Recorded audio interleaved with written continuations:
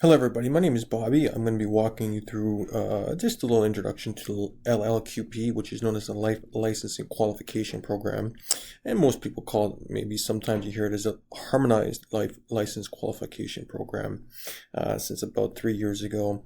A little bit of a harmonization of the qualifications across the provinces of Canada. So I'm going to walk you through some of the basics of what's going to be involved in the LLQP course. And we're going to take you to a couple websites, regulatory websites, for you to see some of the components there. So as you can probably see, my page, my name is Bobby, B-O-B-B-Y, last name Killens. I'm going to do this video, and then from this point forward, I'm going to start to develop learning modules and videos for each module that's within the LLQP course. So let's scroll down. And let's go to the first slide. What we have here is the LLQP course. It's going to cover the curriculum prescribed by the Canadian Council of Insurance Regulators. Okay, so we're going to take you to this website here in a little bit. Pretty much these guys have come together, the regulators of the insurance industry across all the provinces, and have tried to harmonize and set up a curriculum for each province to kind of ensure that their insurance professionals know how they're supposed to conduct themselves in the industry, and they're able to properly provide services to those individuals that need insurance. So the four main competencies within the LLQP you're going to see here is the first one here is develop an ethical professional practice. Okay, so this is a big focus, obviously, in all the financial services industry. Really want to focus on what ethical and professional practices. Okay, so there's going to be a whole module on that. From my experience, I think this is maybe the textbook or the module that students, kind of dismiss, and hence sometimes score a little bit lower in. So don't forget, this module is very, very important.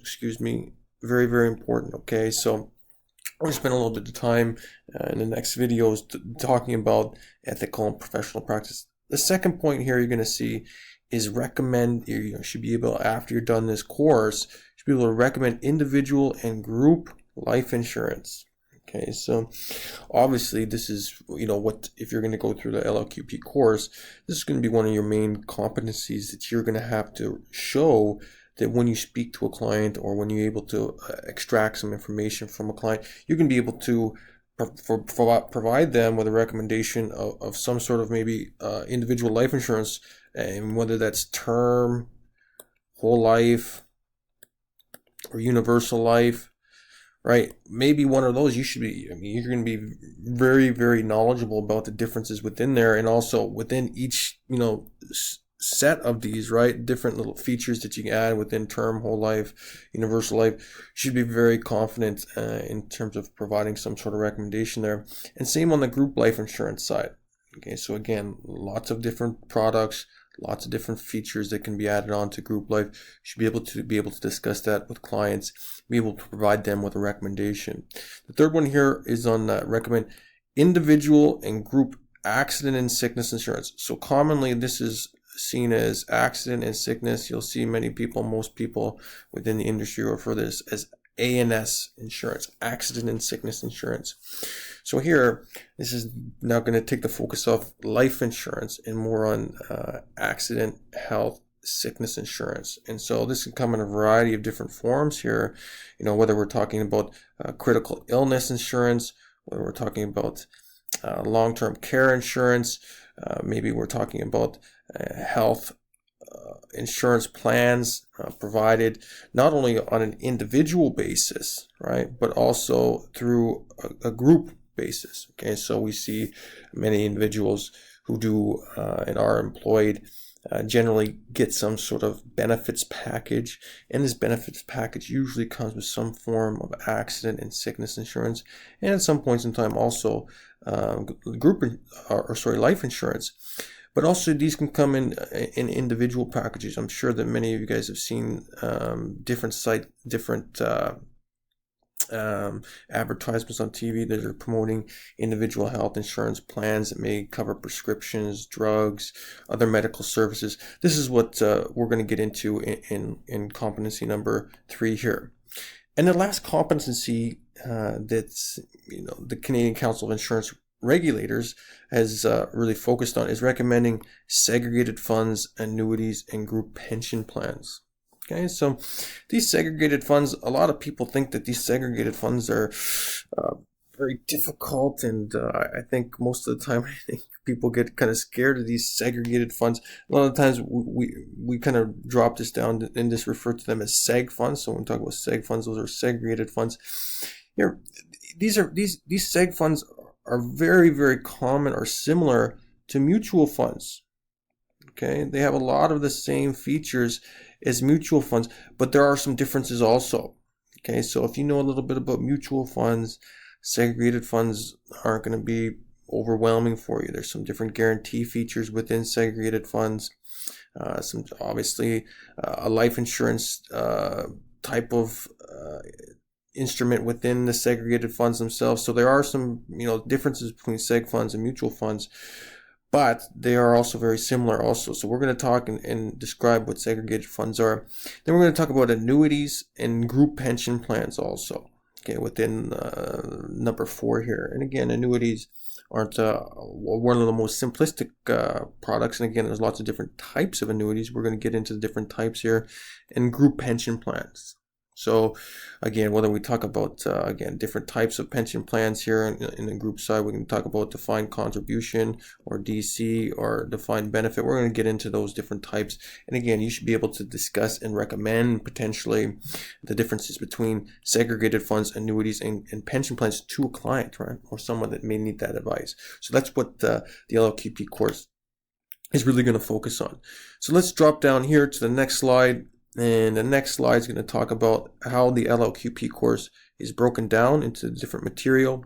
Okay, so when you do enroll in approved LLQP course curriculum, so again, it's going to have to be an approved, and we're going to see down here, we're going to talk about these approved curriculum providers.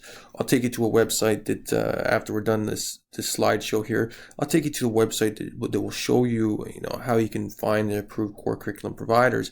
And obviously it's very important to take approved core curriculum providers, because these guys that are approved, these guys are going to be the ones that come and update this SIPR or the Canadian Insurance Participant Registry, and you're going to need that to go on and write your relative provincial exam. If you're in Ontario or somewhere else, you're going to have to not only pass a course by the approved curriculum provider, but then once you're done that, you're going to have to go down here and take a provincial exam. We'll talk about that in a second.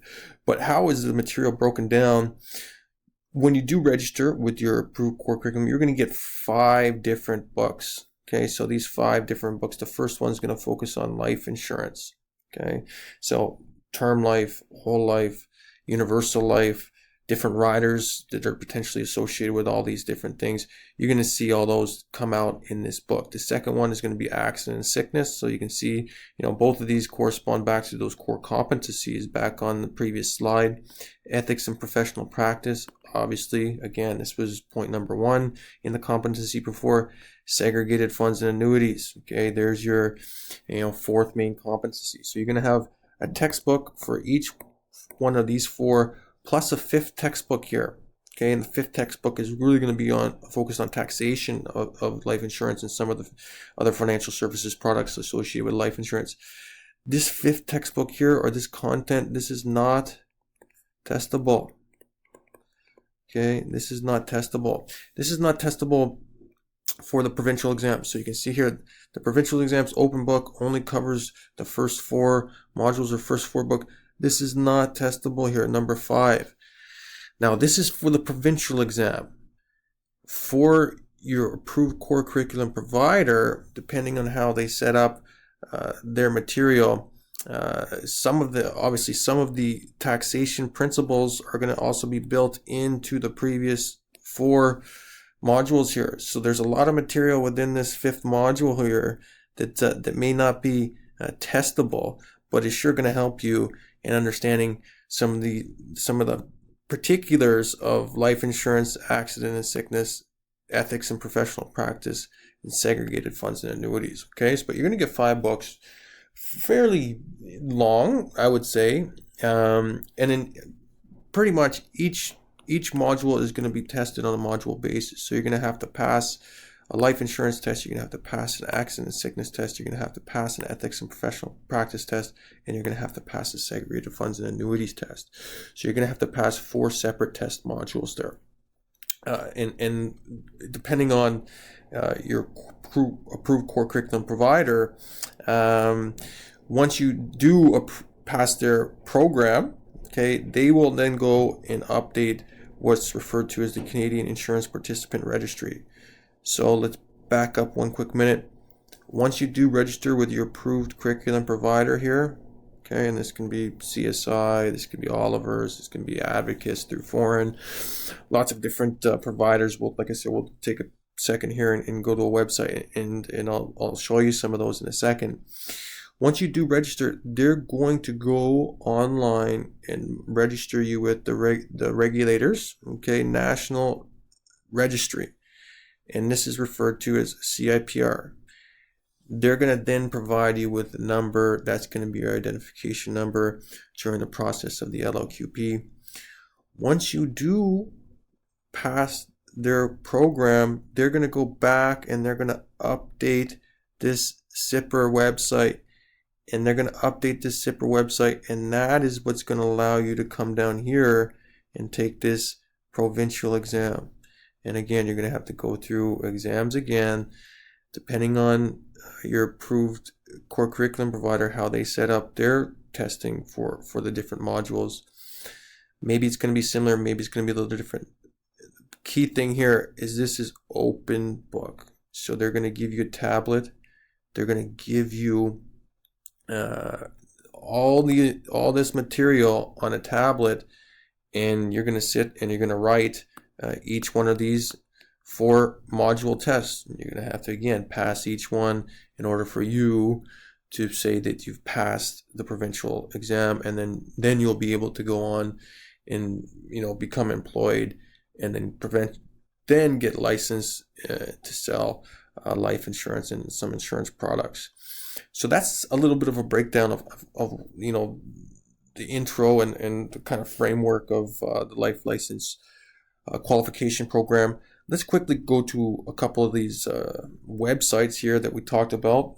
So we're going to go to the Canadian Council of Insurance Regulators quickly, and then what's referred to as CICERO, the Canadian Insurance Service Regulatory Organization, and we'll take you to this SIPR website also. Okay, so let's quickly go to a website. Here's the first site. This is the Canadian Council of Insurance Regulators website here. So when you're on here, you can see that their mandate is here to facilitate this effective insurance regulatory system in Canada, right? They're looking to ensure that they're able to provide some sort of framework around the insurance industry in Canada. That's what their goal is. So this is going to be a combination of the regulators across Canada. And here you can go across the top of the page. You can go across and see their initiatives. You can see their licensing links, complaints, other issues. I'll let you explore that, but there's the website up there if you guys would like to go a little bit further. But that's the Canadian Council of Insurance Regulators. The second website is CICERO. Okay, SISRO, the Canadian Insurance Service Regulatory Organization. And again, this is an inter-jurisdictional group who's really there to somewhat develop the standards and practices and qualifications around there. And again, you can go through here, you can talk about the LLQP, different things. And again, I'll let you explore this on your own, but this is another important website to go to obtain some information. And the last website I'll take you to is back to the Canadian Council of Insurance Regulators website. But here, this is where they're going to show you the LLQP course provider information. So if you scroll down on this page, you're going to see that here's all the different course providers from Advocates, Foreign, Canadian Securities Institute, Oliver's Publishing, Seneca College, all these different Insurance Institute of Canada. You can go through this site here and you can kind of find, maybe one close to you, click on those so you know those are the ones. So that's a quick recap of this an intro in the framework of the LLQP. Hope that helped, and good luck in registering and pursuing the LLQP.